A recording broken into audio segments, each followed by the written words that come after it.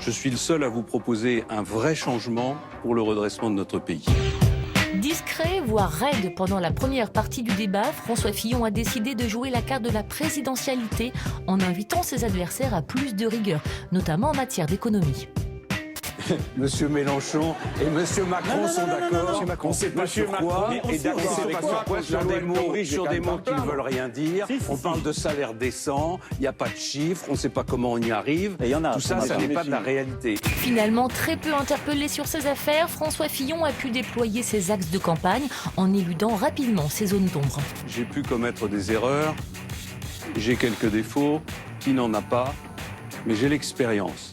De l'expérience pour faire oublier le reste, et cette première question, ce premier débat peut-il ouvrir un nouveau chapitre dans sa campagne? Ça a montré un François Fillon extrêmement solide. Il y a parmi les candidats qui étaient hier sur le plateau un homme d'État, un homme d'expérience, un homme solide. Cette solidité, c'est quand même un gage de présidentialité. Et là-dessus, pardonnez-moi, il n'y a pas photo. Pas photo, et pourtant le rassemblement autour de sa candidature était loin d'être évident il n'y a même pas un mois. Et il ne peut plus rester, c'est ça qui est terrible. Il faut et le pire est arrivé.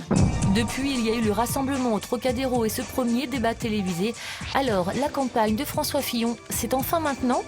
François Fillon est en meeting constamment et nous tenons des réunions publiques partout en France pour expliquer pourquoi il est l'homme d'État qui est le seul à pouvoir disposer d'une majorité. François Fillon doit attaquer la campagne au pas de course. Il lui reste 32 jours pour reprendre l'avantage.